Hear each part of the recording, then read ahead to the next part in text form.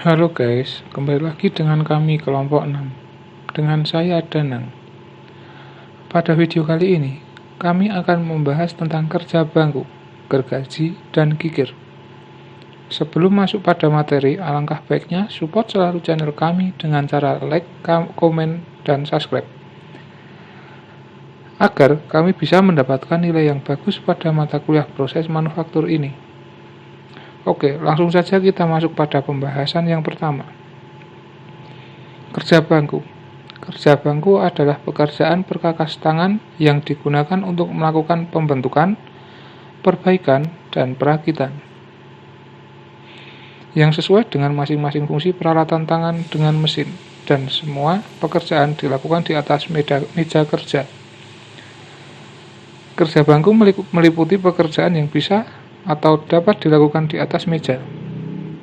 Contohnya, mengikir, mengetap, menggerindra, melukis, menandai, menggergaji, menekuk, mengebor, dan pekerjaan merakit serta finishing. Sebelum pekerjaan-pekerjaan tersebut, terlebih dahulu mengetahui dan memahami tentang alat ukur, seperti contohnya mistar baja, jangka sorong, rolmeter, dan mikrometer. Pekerjaan kerja bangku meliputi berbagai jenis konstruksi geometris yang sesuai dengan perintah kerja. Peralatan kerja bangku. Berikut adalah macam-macam peralatan kerja bangku. 1. Kikir. Kikir memiliki batang baja yang mempunyai gigi-gigi pemarut yang bahan dasarnya dibuat dari bahan baja karbon tinggi. Adapun fungsi utama kikir adalah untuk meratakan dan menghaluskan suatu bidang. 2. Ragum. Ragum adalah alat untuk menjepit benda kerja. Untuk membuka rahang ragum dilakukan dengan cara memutar tangkai atau tuas pemutar ke arah kiri, atau sama dengan berlawanan arah jarum jam, sehingga batang berulir akan menarik landasan tidak tetap pada rahang tersebut. Oke, selanjutnya ini saya melanjutkan jangka. Jangka adalah suatu alat yang terdiri dari buah plat logam yang dapat bergeser pada salah satu ujungnya dengan suatu engsel. Yang keempat, meja perata. Meja perata ini berfungsi untuk menguji kerataan permukaan.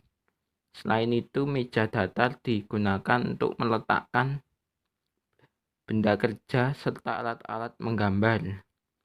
Biasanya meja perata soft table terbuat dari besi, tuang, keramik, atau batu granit. Alat ini dipergunakan sebagai landasan untuk memukul atau meratakan benda kerja yang bengkok. Kelima, penitik. Penitikan adalah suatu proses penandaan dengan jalan menekan pada bagian diinginkan di benda kerja. Yang keenam, penggores. Penggores adalah suatu alat yang sederhana dan digunakan sebagai alat untuk melukis benda-benda keras. Alat ini dibuat dengan ujung yang runcing dan tajam serta lebih keras dari benda yang dilukis. Gergaji. Gergaji adalah jenis alat yang digunakan untuk memotong suatu mata gergaji berbentuk gerigi dan bentuk gigi gergaji tergantung pada bahan yang dipotong, misalnya kayu atau logam. Yang ke-10, cem atau stapler terbuat dari baja panduan yang tidak dikeraskan karena sifatnya halus ultra tools dan cukup keras, bisa mengalahkan benda yang di-staple. Stempel adalah yang digunakan untuk mencetak angka-angka atau huruf pada benda kerja. Yang ke-11, pahat. Pahat merupakan peralatan pokok untuk membuat celah sambungan, melubangi, dan membentuk benda. Oke, saya Randy Fadila Imawan akan melanjutkan penjelasan dari teman saya tentang macam-macam peralatan kerja bangku. 12. Penyiku. Penyiku adalah siku-siku yang digunakan untuk menyiku benda kerja. Siku-siku dipergunakan untuk mengetahui sudut yang dibentuk adalah tepat 90 derajat. 12. Tap. merupakan alat yang digunakan dalam kerja bangku sebagai peralatan produksi yang berfungsi sebagai pembuat ulir dalam atau drat.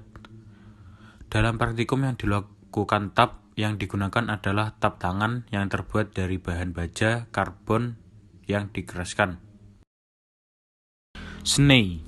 Sney adalah alat yang berfungsi untuk membuat alur pada benda hasil pengeboran atau membuat ulir skrup luar.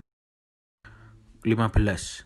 Gunting plat merupakan peralatan manual yang berfungsi sebagai alat pemotong plat yang berukuran pendek atau yang sulit dijangkau oleh mesin pemotong, serta untuk memotong plat yang berbentuk radius atau lingkaran. 16. Palu. Palu dipergunakan untuk memukul benda kerja pada pekerjaan memahat, menggiling, membengkok, dan sebagainya. Menurut bentuknya, palu dibedakan dalam beberapa jenis, yaitu palu pen muka bulat dan bentuk kepalanya lancip. Palu konde bentuk muka bulat dan puncaknya seperti bola.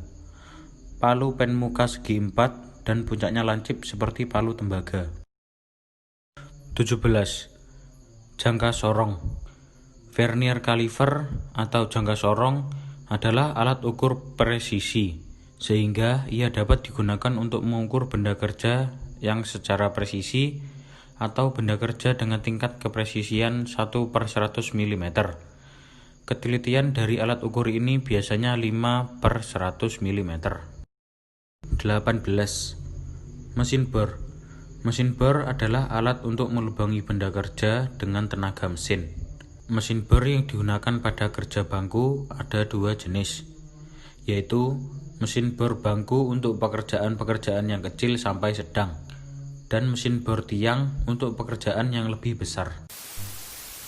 Nama saya Heru Cahyono Putra. Saya akan menjelaskan tentang kikir dan jenis-jenis kikir. Kikir adalah sebuah alat pangkas tangan yang biasanya digunakan untuk mengikis benda-benda tertentu. Biasanya kikir digunakan untuk menghaluskan suatu bidang, meratakan, membuat siku atau benda tersebut terbentuk dengan sejajar.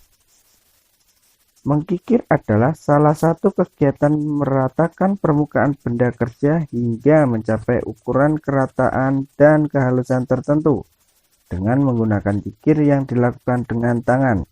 Dalam hal ini, untuk mendapatkan hasil pengikiran yang persis dan maksimal, diperlukan pemahaman tentang jenis dan karakteristik kikir sebagai alat peraut atau pengkikis dan teknik-teknik mengkikir yang baik. Selain itu, pekerjaan mengkikir juga diperlukan tenaga yang kuat dan harus telaten, ulet, dan teliti. Jenis-jenis kikir. 1. Kikir gepeng. Kikir ini bentuk kotak dan pipih, biasanya digunakan meratakan pada benda kerja agar bisa menjadi datar. 2. Kikir persempat. Kikir ini berbentuk segi empat yang digunakan untuk membuat rata atau menyikukan antara bidang satu dengan bidang yang lain. 3. Kikir segitiga. Bentuk kikir segitiga pada bentuk segitiganya mengecil, berfungsi meratakan menghaluskan bidang yang berbentuk sudut 60 derajat atau lebih besar. 4. Kikir pisau. Kikir ini berbentuk seperti pisau, memiliki ketebalan seperti pipi, bertujuan menghaluskan suatu sudut 60 derajat atau lebih kecil. 5. Kikir setengah bulat. Kikir berbentuk memiliki bentuk setengah lingkaran, digunakan menghaluskan suatu benda kerja dan meratakan suatu bidang yang memiliki cekungan. 6. Kikir bulat. Kikir bulat yang menghaluskan permukaan membuat bulat diameter suatu lubang yang bulat. 7. Kikir silang. Kikir silang untuk menghaluskan bidang yang cekung dan membuat bidang cekung. Terima kasih.